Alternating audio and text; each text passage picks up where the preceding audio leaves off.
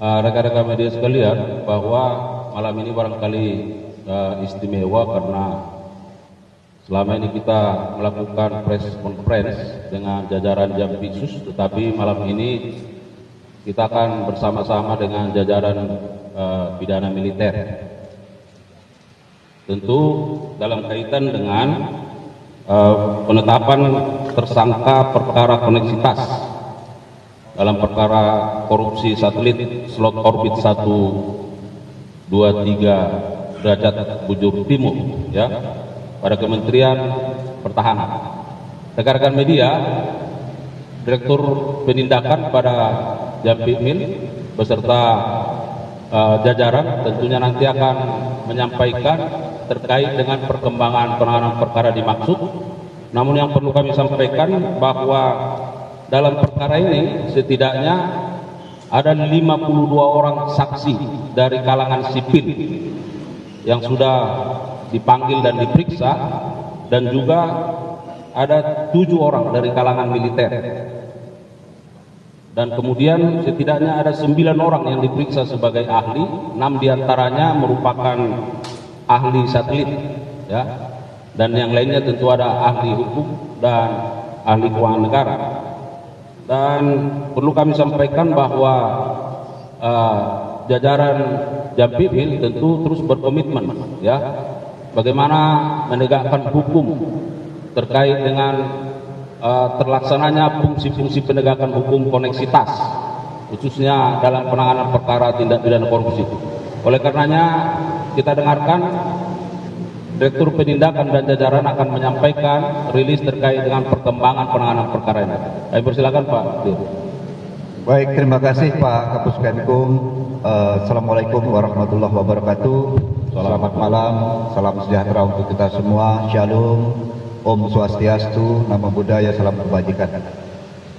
Sebelum saya sampaikan kronologis ini, perlu saya perkenalkan diri bahwa nama saya Brigadir Jenderal TNI Andi Suci.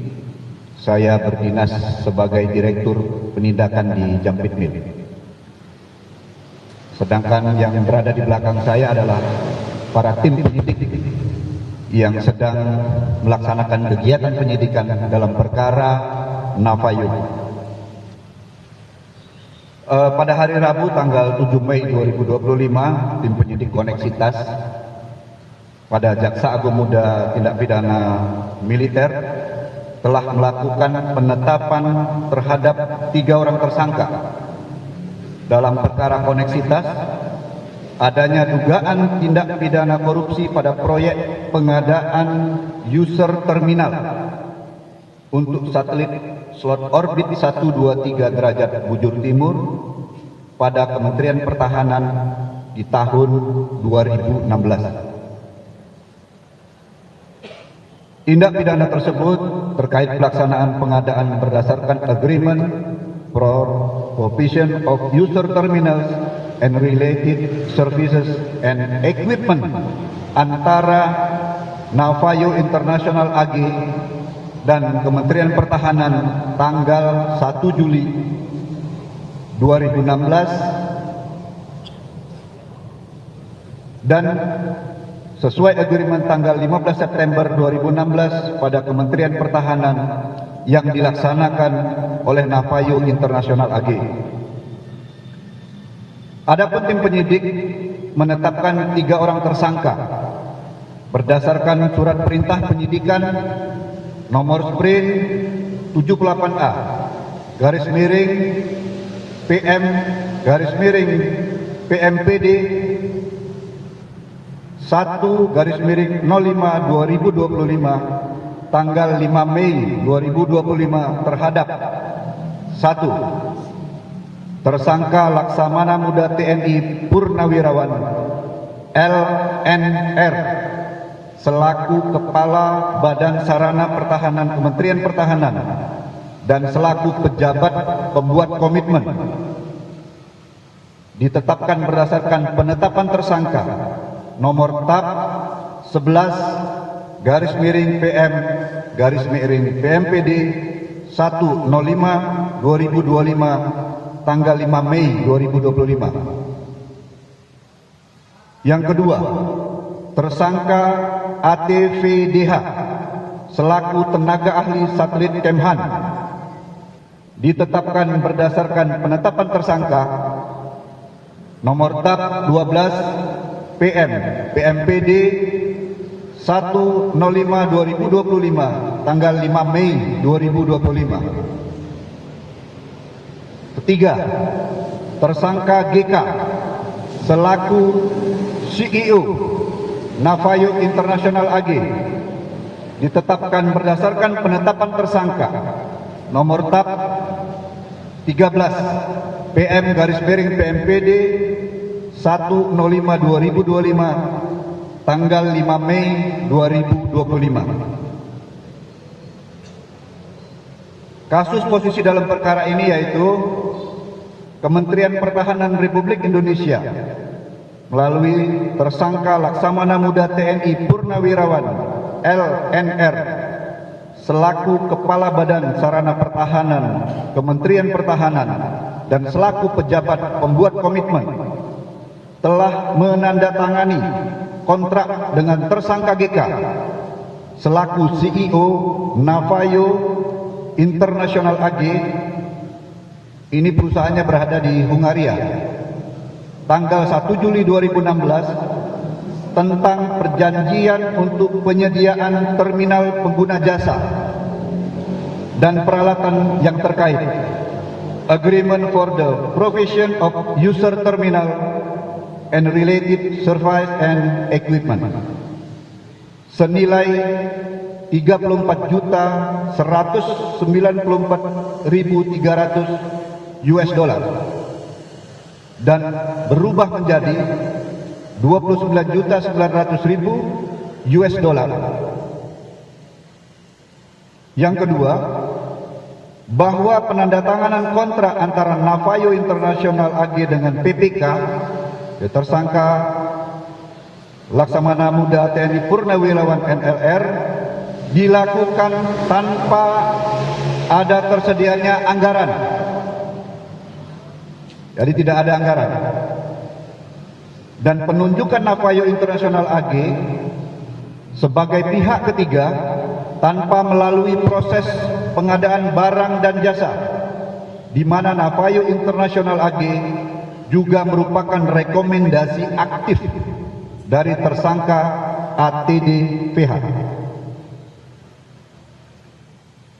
Navayo International AG mengklaim telah melakukan pekerjaan berupa pengiriman barang dan program kepada Kementerian Pertahanan Republik Indonesia dengan berdasar kepada 4 buah Certificate of Performance COP yang telah ditandatangani oleh Letkol Tek JKG dan Kolonel CHB MRI atas persetujuan Mayor Jenderal TNI Purnawirawan BH dan Laksamana Muda TNI Purnawirawan selaku tersangka LNR, di mana COP tersebut yang telah disiapkan oleh tersangka ATVDH dan GK tanpa dilakukan pengecekan atau pemeriksaan terhadap barang yang dikirim Navayo terlebih dahulu. Pihak Navayo International AG melakukan penagihan kepada Kementerian Pertahanan Republik Indonesia dengan mengirimkan 4 invoice atau permintaan pembayaran dan COP. Namun sampai dengan tahun 2019 Kementerian Pertahanan RI tidak tersedia anggaran. Setelah dilakukan pemeriksaan terhadap pekerjaan Navayo, diperoleh hasil sebagai berikut. Hasil laboratorium terhadap sampling barang yang dikirim oleh Navayo diperoleh hasil bahwa 550 buah handphone yang dikirim oleh Navayo bukan merupakan handphone satelit dan tidak terdapat secure chip sebagaimana spesifikasi teknis yang dipersyaratkan di dalam kontrak. Terhadap master program yang dibuat Navayo yaitu sebanyak 12 buku, milestone, 3 submission, setelah dinilai oleh ahli satelit dengan kesimpulan pekerjaan Navayo International lagi tidak dapat membangun sebuah program user terminal.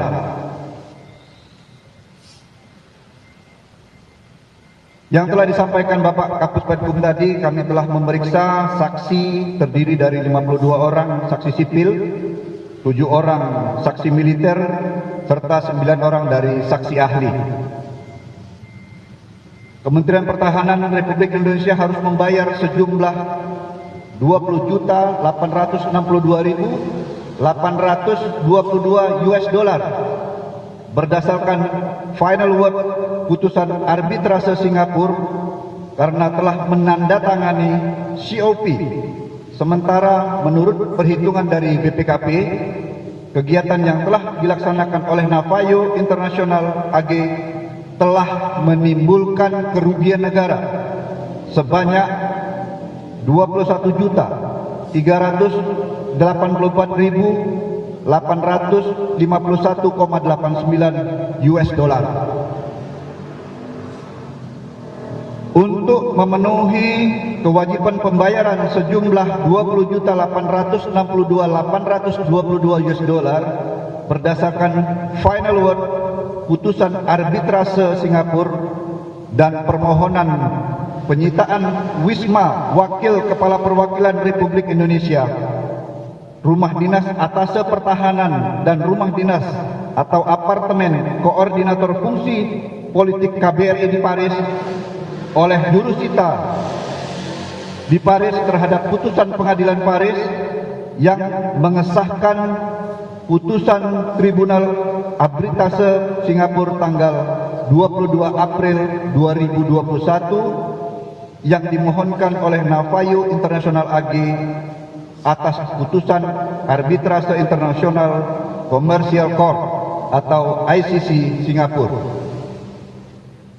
Adapun pasal yang disangkakan yakni diduga melanggar primer pasal 2 ayat 1 junto pasal 18 Undang-Undang 31 tahun 1999 sebagaimana diubah dengan Undang-Undang nomor 20 tahun 2001 tentang pemberantasan tindak pidana korupsi junto pasal 55 ayat 1 ke 1 junto pasal 64 KUHP.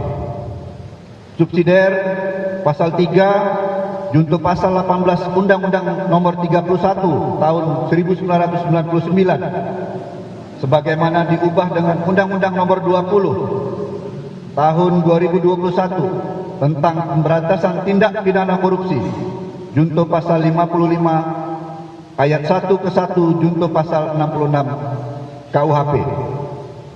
Lebih subsidiar pasal 8 junto pasal 18 Undang-Undang nomor 31 tahun 1999 sebagaimana diubah dengan Undang-Undang nomor 20 tahun 2001 tentang pemberantasan tindak pidana korupsi junto pasal 55 ayat 1 ke 1 junto pasal 6 KUHP.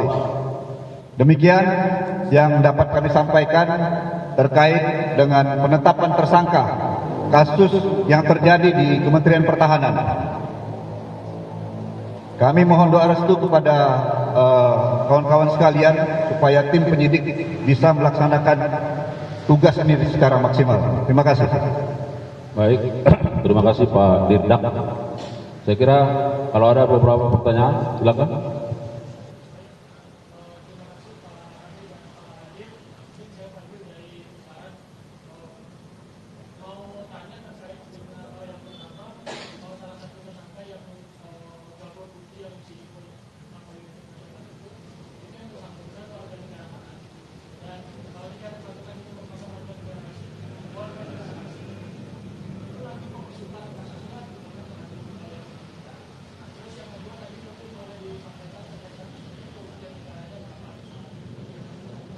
Silakan.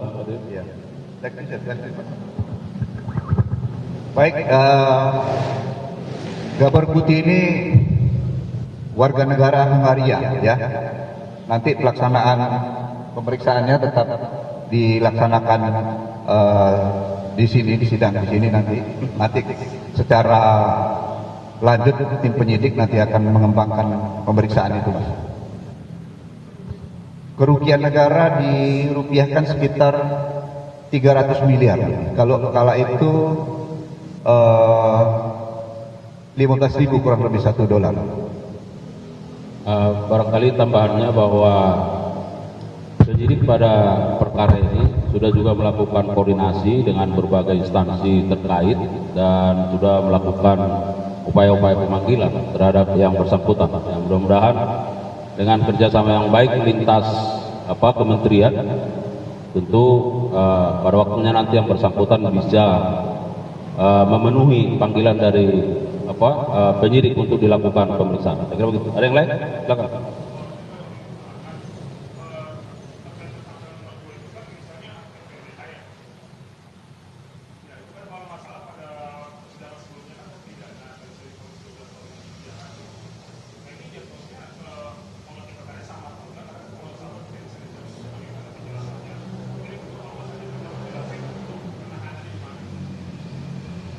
Baik, jadi inisial ATPDH itu di dalam dua perkara yang berbeda, ya. Jadi perkara pertama dia sudah diputus, tetapi ini dalam perkara yang berbeda. Fungsinya kala itu dia adalah sebagai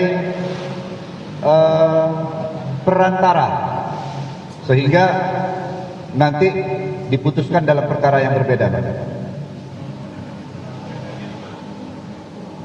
Yang atas yang sudah inkrah ini kan perkara satelit yang di atas. Kita lagi mengolah satelit yang ada di bawah.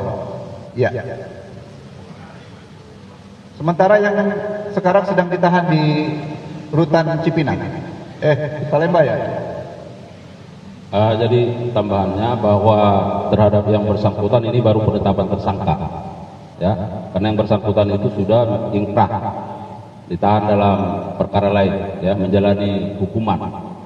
Nah, terkait dengan yang penyampaian Pak Dirdak tadi, yang perkara yang pertama itu urusan langit, ya, karena orbit di langit, sedangkan ini urusannya yang di darat, ya. Tetapi tersangka ini sebagai broker terhadap dua perkara itu, ya,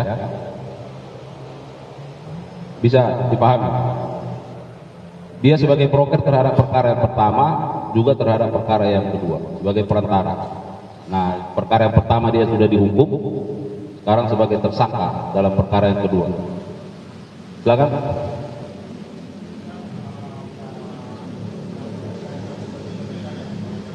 Iya.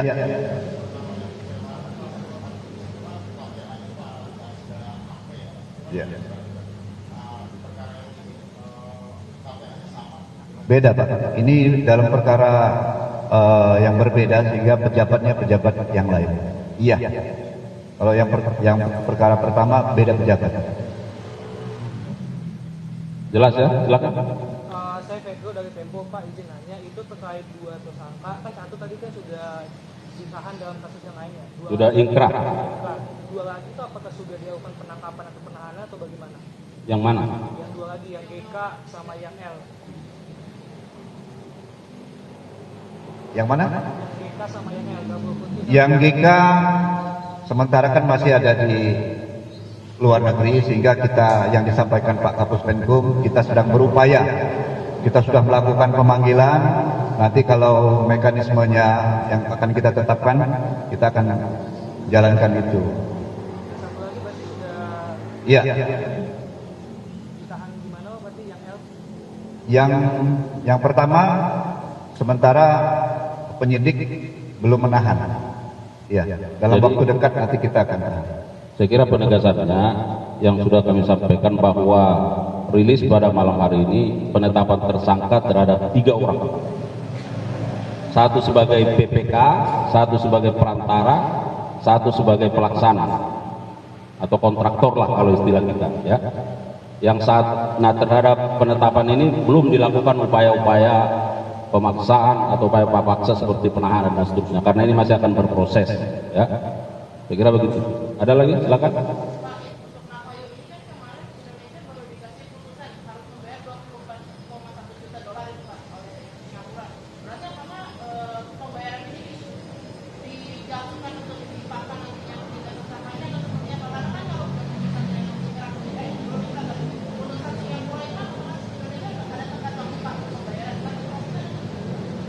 Jadi begini yang saya sampaikan tadi, mereka itu kan mengajukan invoice fiktif, Mbak. Invoice fiktif itulah yang diajukan ke pengadilan. Sehingga setelah kita periksa bahwa ini dananya tidak ada, Kementerian Pertahanan itu tidak akan bisa membayar karena dana itu tidak ada. Yang dimainkan antara PPK dengan CEO tadilah, dia memainkan invoice fiktif untuk dimajukan mengambil keuangan negara.